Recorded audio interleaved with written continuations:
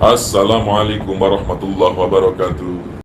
Ada satu berita yang menarik, ada satu kabar yang menarik tentang viralnya sosok musafir bernama Joko Kendil. Oke. Dan viral di mana-mana, apalagi di TikTok ya, luar biasa. Kenapa? Karena beliau mengatakan dalam melakukan perjalanannya, beliau menunggangi macan putih, harimau putih.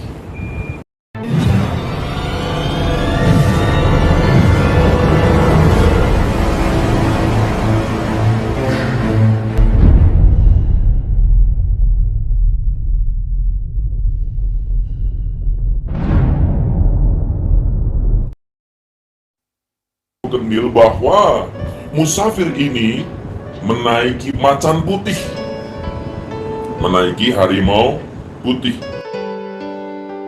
Orang tersebut hilang akal kesadarannya gara-gara mengamalkan ilmu tingkat tinggi tanpa gurunya.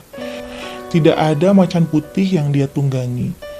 Dia hanya ilusinya sendiri. Untuk yang saya lihat, memang dulunya pernah mengamalkan ilmu-ilmu spiritual, tetapi tidak kesampaian. Dan yang saya lihat gurunya itu sudah meninggal di saat dia sedang mengamalkan dan tidak sampai ke hatam.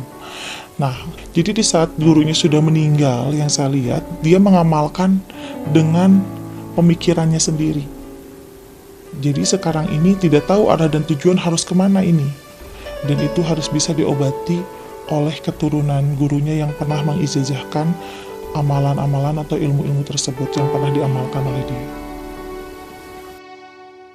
Setelah tadi saya melihat secara jelas di dalam videonya, karena terlalu berat ya mengamalkan ilmu-ilmu spiritualnya, jadi dia seperti yang berilusi gitu, bahwa dia itu menunggangi macan putih dan ada tugas harus kemana gitu, harus ke Gunung Muria, terus ada tugas juga harus menjadi musafir kemana, padahal itu hanya pemikirannya sendiri tanpa ada yang mengarahkan.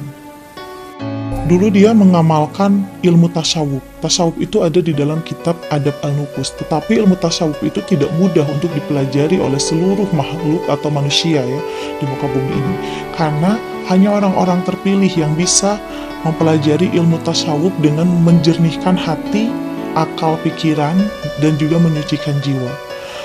Orang yang terpilih yang bisa sampai mendapatkan ilmu tasawuf itu adalah orang yang memang ikhlas dalam mempelajari ilmu tersebut.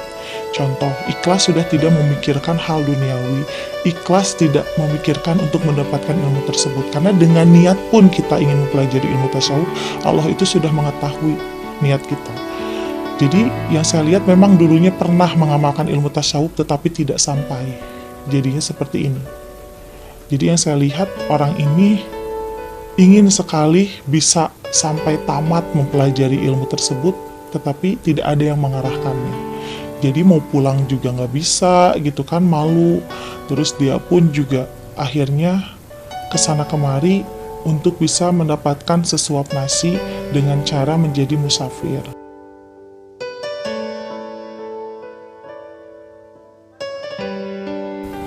Yang saya lihat sih nggak ada arah dan tujuan dan gak akan mendapatkan hasil yang sesuai diharapkan ya, karena sekarang dia kan sudah mulai goyang pikirannya, sudah kehilangan akal sehatnya, karena Joko Kendil tersebut mempelajari ilmu-ilmu sesuai pemikirannya sendiri tanpa ada sosok pembimbing.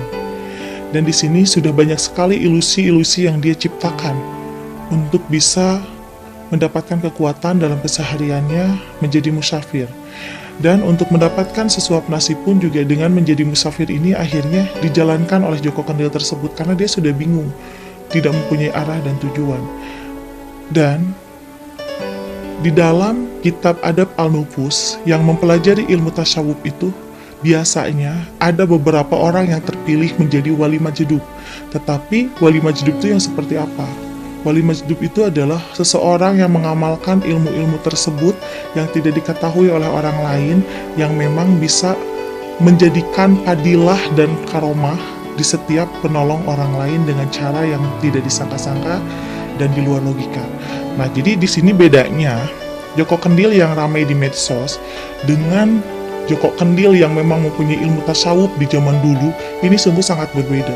Mungkin di zaman dulu banyak sekali orang-orang yang mempunyai ilmu tinggi karena dengan mempunyainya sifat kesabaran, tawakal, dan ikhlas. Tetapi untuk Joko Kendil sendiri, kalau yang saya lihat untuk masyarakat ya yang melihat viralnya di medsos tentang Joko Kendil ini, jangan berasumsi bahwa dia itu adalah Joko Kendil musafir atau gimana gitu. Memang dia musafir, tetapi di sini yang saya lihat dia musafir karena memang sudah kehilangan arah dan tujuan. Kita doakan yang terbaik aja, semoga Bapak tersebut sehat dan selalu mendapatkan rezeki yang halal dan barokah yang diridhoi oleh Allah Subhanahu wa Ta'ala.